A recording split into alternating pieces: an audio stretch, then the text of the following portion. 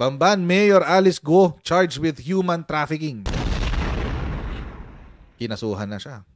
Ito, nag-sworn statement na yung mga taga-PAOK, Presidential Anti-Organized Crime Commission and Criminal Investigation, CIDG, kasama yung CIDG. Nag-ano na sila, non-bailable. Qualified human trafficking, Patay, qualified po human trafficking pa pala. Ibig sabihin, umabuso ng tiwala. Yun yung qualified Pag qualified, ibig sabihin, merong elemento na may pang-aabuso ng tiwala. Ngayon, itong charge na to, inihabla laban kay Alice Go. Yung mayor nga ng Bamban. Ang problema, mga kotsero, game, mag-sendwave muna tayo, guys. So, bago tayo magpatuloy sa ating next topic, mag-shoutout muna tayo kay Sendwave. Ayan. So, kayo ay nasa US, UK, Canada, Italy, France, Spain, Ireland, and Belgium. May pwede na kayo magpadala ng inyong mga remittances sa Pilipinas gamit po ang Sendwave. At gagawin nyo lang ay download ng Sendwave app. Lagay nyo yung bank account details nyo dyan. At pwede na kayo magpadala sa GCash, Cash Pickup at iba't ibang mga bangko sa Pilipinas. At kapag ginamit nyo pa kayong promo code na Coach Jarrett, ayan, nakasulat dyan sa baba, ay makakuha pa kayo ng karagdagang $20 free credit. Kaya gamitan na si Sendwave for all of your remittance needs. Okay. Ito. Galit na naman mga Duterte Balahura supporters dito.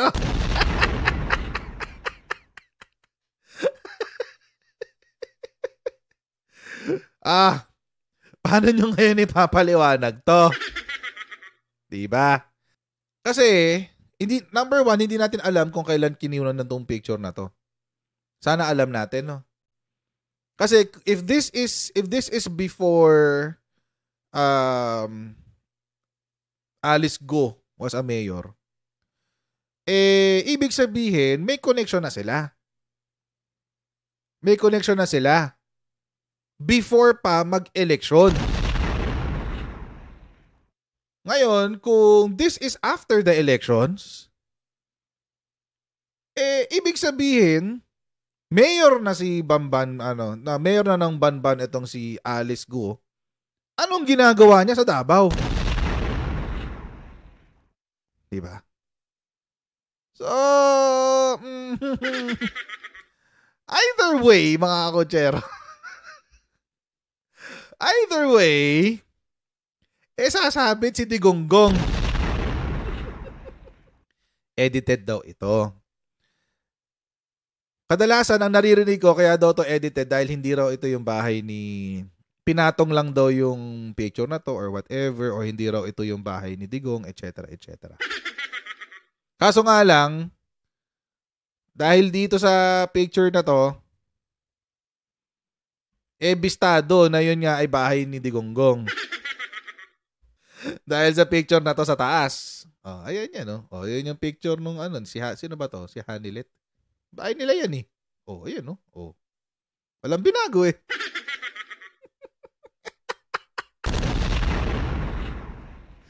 Si Bongo kasi. So this is the house of Duterte. Ibig sabihin, nandyan sila. Tapos, mukhang hindi pa sila nagpapalit ng kortina. Alam niyo mga kotsero, kung 2019 pa tong picture na to. Kung 2019 pa to, Digong naman, wala ba kayong kasambahay para magpalit ng kortina? Ang alikabok ng yarn.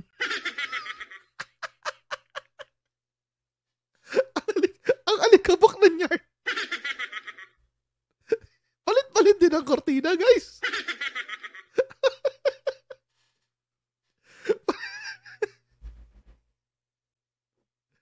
Palit-palit naman ang kortina, Jar.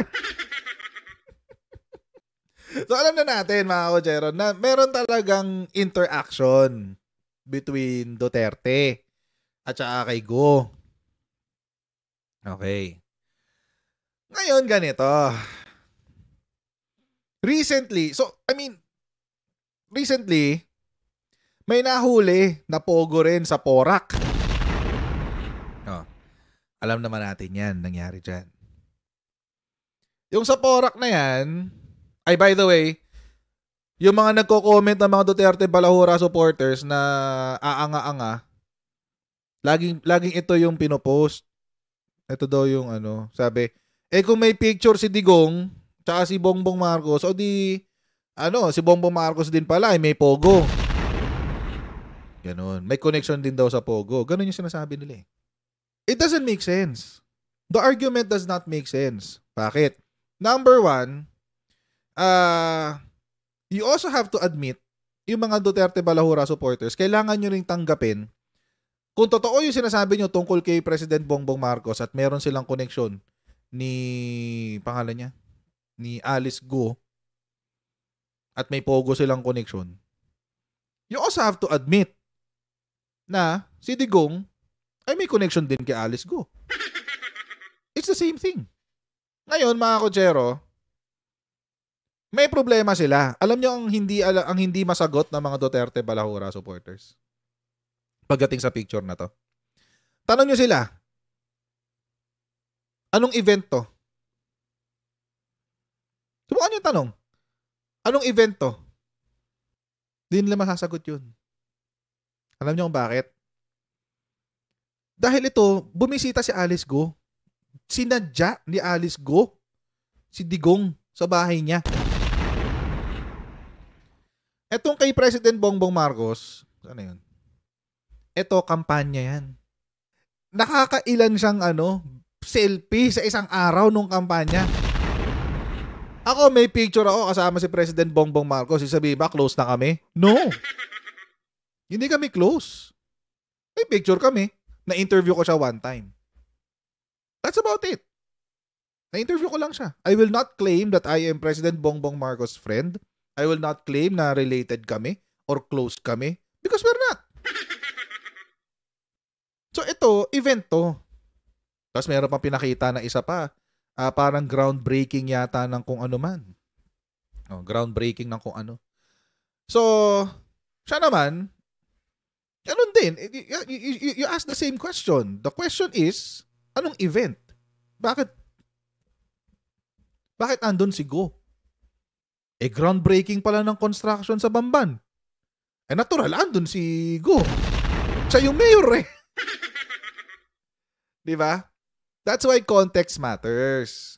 Context will always matter. Dito, kay Digonggong, anong context? Ba't siya nandyan? Ba't niya sinadya si Digong? Sa bahay pa niya. Bahay. Hindi Malacanang ha. Hindi sa Malacanang dito sa may Pasig. No. Or sa Manila. It's not that. It's not even the Malacanang doon. Dito sa may Ilog Pasig. No. This is Davao City. Sa bahay mismo ni Digonggong. At bakit nandyan si Pyle doon? So now, it's deeper. The kwentuhan is now deeper. The kwentuhan. Social. So meron na ngayon intriga surrounding Alice Go at merong connect kay Digong. Hindi mo pwedeng ipambato to kay PBBM kasi may event ito. Ang event is campaign.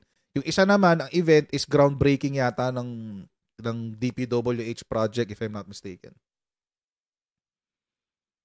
So, hindi. Yung reasoning ng mga Duterte Balahura supporters won't apply kay PBBM.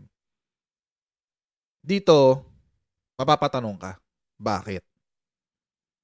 Bakit ka nandyan? So, that's one. Ngayon, the plot thickens. Bakit? Kasi, sa inventaryo ng mga items sa PORAC na Pogo, that they are calling the most notorious illegal Pogo hub, nakita ang pangalan ni Roque. Bakit nandun? Bakit nandun? Oo. Andun yung pangalan ng assistant ni Harry Roque. So, medyo weird. Di ba? Medyo weird. In fact, pinagtanggol yan ni Harry Roque. Anong sinabi niya? Ang layo nga nung sagot niya sa issue eh. Ito yung sagot niya sa issue. Oh. Ang lolo niya ay naging dating gobernador ng Bohol. Ang lolo niya sa side ng nanay niya ay dating vice mayor. Okay? Siya ay isang college graduate. Alam niyo yung tanong? Ang tanong is bakit mayroong papeles doon? So, ang kinuwento niya, yung talambuhay ni Kuya. Siya ay isang college graduate at siya ay kinuha ko bilang isang IT. So, isang grupo daw sila. Siya po ay dati ko lang empleyado, yun lang ang alam ko. Okay, so may question na tayo dyan. Dating empleyado pero sinama niya sa UK, sa EU, sa European Union nung siya ay may speaking engagement. Nung siya ay may speaking engagement. So ngayon mga kotsero, ako, mapaglaro lang naman ang isip ko eh. Hindi ako naniniwala na basta-basta lang siya empleyado. Huwag na muna natin isipin yung mga iba pang implications nung papunta ng ng Poland, ng Ukraine, etc. etc. Huwag na muna natin isipin 'yon. Focus tayo sa Pogo. Focus tayo sa Pogo. Huwag na muna natin isipin yung kanyang kilig moment kay Ronnie Liang. Huwag na muna natin isipin 'yan. Napanood niyo yung video? Grabe yun. Bakit may ganun? Anyway, going back. Huwag naman natin isipin yun. So far, ito yung context na iniikutan natin, ha? Ito yung context na iniikutan natin. Ngayon, mga kotsero, eto na. Meron akong nakuhang sulat kanina. Ten, ten, ten, ten, ten, ten.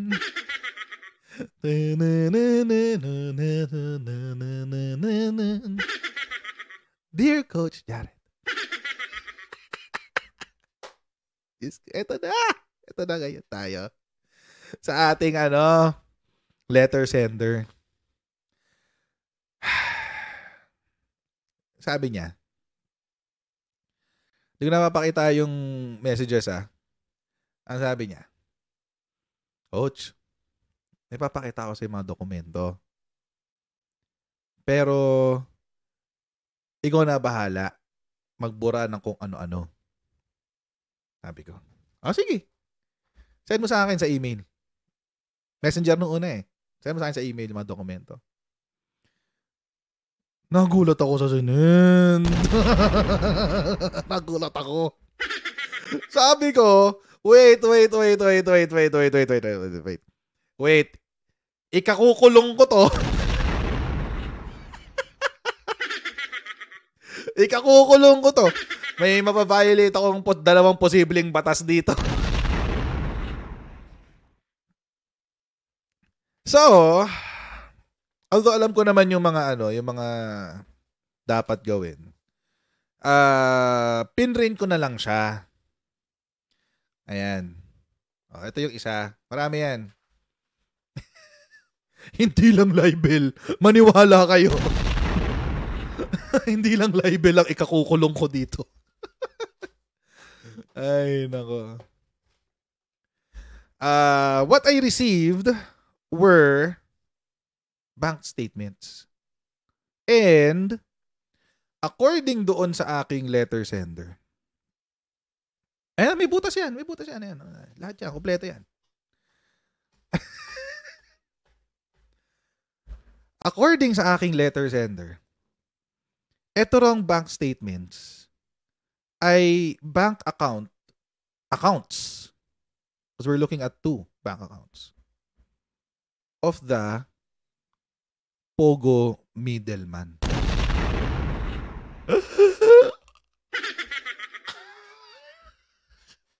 Kaya hindi ko pwedeng ipakita. Bank statements kasi to. Pogolix. Bank statements kasi to.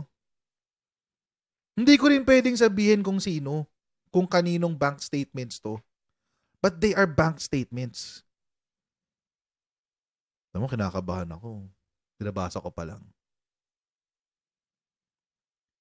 Yun. Hindi ko pwedeng sabihin kung sino. Siyempre. Hindi ko pwedeng sabihin kung sino. So, ibig sabihin, mga kutsero, hindi ko rin sasabihin kung anong bangko. Hindi, wala akong sasabihin kung ano. Hindi ko sasabihin kung anong bangko, kung kanino, etc., etc. Because I'll be violating, at the very least, two laws relating to bank secrecy. So, hindi ko sasabihin kung saan, kung kanino, etc., etc. Basta bank statement siya. So, these are bank statements.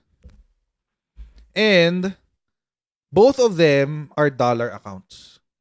And yung bangko is a bank.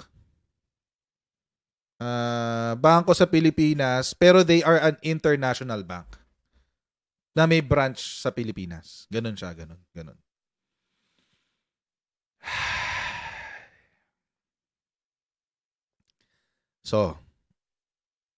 So alam ko naman na alam ko naman yung mga details na kailangan na pwede ko lang sabihin. Pero these are $2 accounts. Yung isa binuksan sometime around 2018. Yung isa naman binuksan sometime 2023. Okay. Yung isang dollar account is a time deposit. Ito yung binuksan noong 2018. Okay.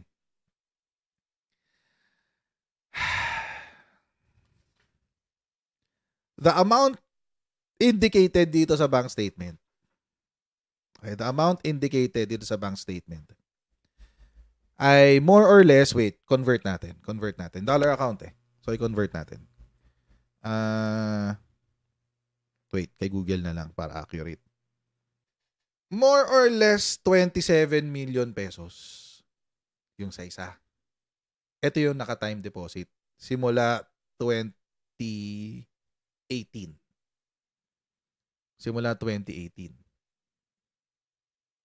Tapos, dito sa time deposit, hindi naka-indicate kung kailan siya magmamature. Pero, nag-interest na siya ng $4,000. $4,000. Tapos itong isa is a savings account. Dito maliit lang to. Ito maliit lang. Ito nasa 1.4 million. Ito. 1.4 million. Itong pangalawa. Tapos, binuksan to noong 2023. Yan. Ngayon, bakit siya interesting? Kasi, nag-research ako doon sa mga panahon na ito ay binuksan. Yung isa was sometime in 2018, yung isa naman was sometime in 2023. Dalawa kasi ito eh. Dalawa. Isang time deposit, isang savings account. Si time deposit is around 27, 28 million pesos. Si savings naman is around 1.4 million pesos, 1.5. So mga around 30 million pesos. Yan. Ngayon mga kotsero, medyo nag-research ako kasi sinabi nga sa akin, ito raw yung tawag dito. Ito raw yung bank statements ni middleman.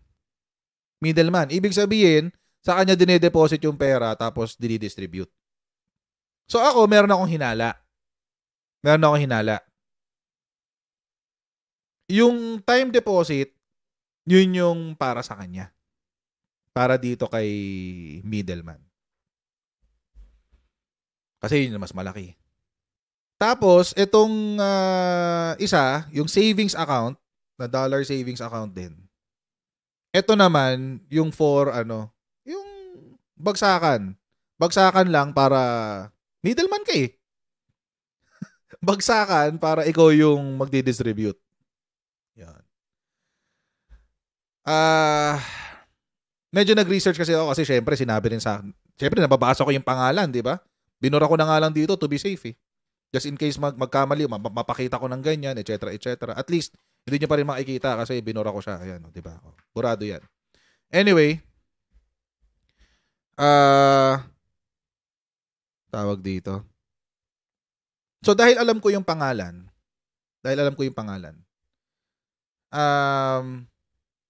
ni-research ko kung ano yung ano niya. History. Yung isa, ay may nagtanong, moving ba yung account? Limited lang yung coverage ng statement eh. Limited lang yung coverage ng statement. 2023 lang. Actually, hindi pa nga buong 2023. 3 months lang ng 2023 nakasulat dito. So, hindi natin makikita kung merong mga movement. Basta, 3 months lang yung nakasulat sa statement eh. So, going back, isa rin sa mga indicator kung bakit ko nasabi na yung isa is yung para doon kay middleman, kay MD na lang para middleman, para kay MD, dahil sa dahil doon sa dollar time deposit, hindi lang siya ang signatory. Dalawa sila. So, joint account. Oo. Joint account siya. Kaya ako, parang, okay. Sige, so itong isang account, yung time deposit, hindi lang siya ang nahawak nito. So baka ito yung kanya. Yan. Tapos, itong isa na savings account, na dollar savings account din, mag-isa lang siya doon. So, ibig sabihin, kaya niyang ipaikot-ikutin yung pera. Kahit saan niya gustong dalhin, di ba? Pwede niyang i-deliver kung kani-kanino. Kaya ako napaisip talaga ako na yung time deposit is the personal fund noong MD natin. At yung dollar savings account ay yun yung bagsakan.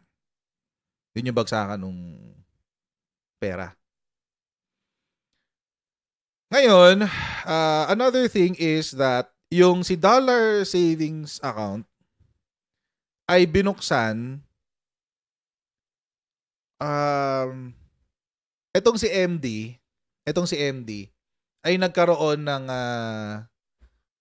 ng shift. And nung nagkaroon siya ng shift, doon ginawa niya yung shift immediately after niyang buksan tong account. Yan. Yun lang. Ganito na lang ang pwede kong sabihin. So, which again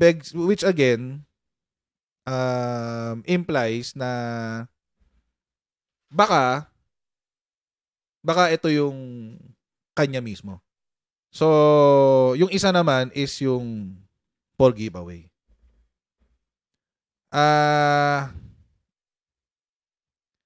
Now, mga kotsero, what does this mean? Anong connect nito sa Pogo? Sorry, ating naka-green. Pasensya na kasi nasa gitna ka nung dalawa eh. Importante lang naman dyan yung dalawa eh.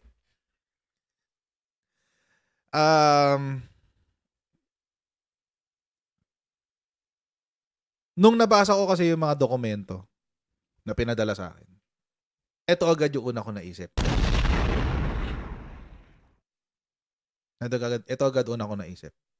Sabi ko nga sa inyo eh, you just have to follow the breadcrumbs. The breadcrumbs will lead you to the person who ate the cookies. Just follow the breadcrumbs, guys.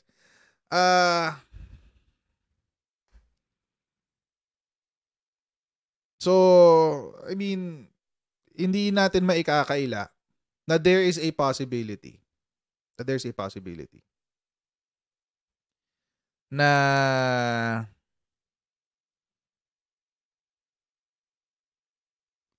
the whole Pogo enterprise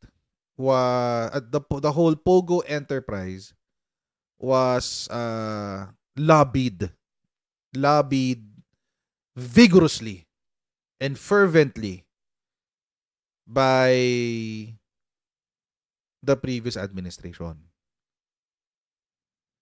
At the expense, take note ha, at the expense of the safety and peace and order situation of the Philippines.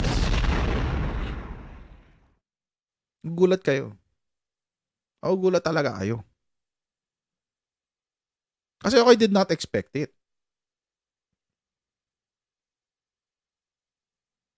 I did not expect it. Not at all. Not one bit. I did not expect it. Hindi ko iniisip kanina kanong binabasa ko yung message yung message ng letter sender natin. Iniisip ko, napaka-fantastic naman ang kwento nito ni Kuya. Napaka-fantastic talaga. Hindi ko alam kung kuya siya or ate kasi anonymous email yung mga parang invento ng bagong gawa sa Google, mga ganun. Hindi ko sigurado So, I mean, I'm still on the fence about this. Pero, the document itself, mga kotsero, mukhang authentic. Hindi lang dahil sa sa puncher holes Hindi lang dahil hindi lang dahil sa puncher holes Pero mukhang authentic. Mukhang authentic. Kasi kompleto may reference numbers, may pirma, may mga signatories, etc., etc. Kompleto, guys, kompleto talaga. As in kompleto. Tapos kinukwento nung nag-email sa akin, sabi niya, ganto, ganyan-ganyan, dito binabagsak yung ganyan-ganyan. Ito yung account ni middleman, ganyan-ganyan. Inisip ko na lang, sana hindi totoo. Sana hindi totoo. Pero, sabi ko nga sa inyo, nung binabasa ko kanina yung sulat, ito agad ang una pumasok sa isip. Ngayon, ngayon, funds and payroll, sabi ni Rolly Sanchez. Probably. I'm not sure. Probably. Baka, I don't know. Basta nung binasa ko kanina yung history and everything, tapos medyo nagkalkal pa ako na konti. Konting-konti lang naman. Makikita mo agad yung yung connect the dots. Makikita mo agad. So, again, mga kotsero, the source is an anonymous source. So, I cannot verify whether the story itself, yung kwento itself is true or not. So, I won't allege anything. Hindi ko i-allege na binabayaran si Digong, ni Alice Go, etc., etc. Hindi ko sabihin yan. Hindi ko tawag dito. Hindi ko i-allege yan. Kasi wala tayong ebidensya dyan. But, nagulat lang ako doon sa kwento na ipinadala sa akin. Nakagulat Hindi ko in-expect talaga Hindi ko in-expect Kasi yung mga nasa isip ko, puro haka-haka lang yun Wala namang haka-haka lang yun. But, ito, may nagpadala sa akin. Hindi ko alam kung anong halaga nito. But it seems, base doon sa kwento niya, it kind of makes sense. But, I don't know. Hindi ko alam. Sasabit kaya si Digong doon sa human trafficking case? I doubt na nasasabit siya doon sa human trafficking case kasi kahit may picture naman na ganito, it doesn't prove anything It doesn't prove that there's collusion. It doesn't prove that there's conspiracy. It doesn't prove that there's anything. But again, mga kotsero, it's weird lang sa akin na ang isang pogo queen sa Pilipinas ay bibisita sa presidente ng Pilipinas. Kasi yung tawag dito, yung Porak Pogo at saka yung Bamban Pogo ay magkapatid. Sister companies pala yun. Let's just hope na yung katotohanan ang lumabas dito. Alam nyo mga kotsero, kaya sabi ko sa inyo, hindi ako masyadong nagda-dabble into exposés and everything like that. It's because, yung mga expose kasi unverified information pa yan. Unverified information. Baka mamaya, pagdating sa korte, it doesn't hold up to the standards of the court. Diba? So it's up until makapag-decide ang korte dyan, everything is still speculative. Kaya ko lang naisip na gawa ng content itong sinend sa akin is because parang it gives us an insight sa kung paano tumakbo. Kung paano tumakbo yung Pogo noong panahon ni Digongong. And how I wish I can tell all of you the whole story. How I wish I can tell the whole story. Para naiintindihan nyo rin kung bakit. Kung bakit ako nagulat, kung bakit ako ganito. Para nakaka-relate kayo sa mga sinasabi ko. Pero, hintayin lang natin kung marireveal siya. Pag na-reveal siya, i-confirm ko itong video na to. Sasabihin ko, ipopost ko yung, pag nilabas na siya, ipopost ko yun at sasabihin ko na yung sinabi dyan ay in reference sa video na to. Anyway, so hanggang dyan lang po muna tayo for today's video. Ayan, huwag niyo pong kalimutan mag-like, share, and subscribe sa Coach Jad YouTube channel. Pa-follow tayo sa ating Facebook page para lagi updated sa mga ganap sa ating channel. And I'll see all of you in our next live stream. God bless everyone. See you next time. Bye!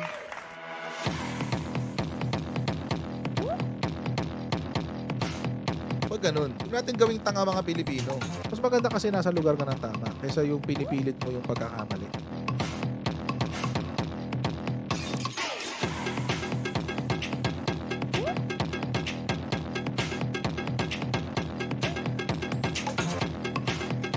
Are they willing to go that far? Hindi makakalimutan ng Pilipino yan hanggat di nasasagot niya.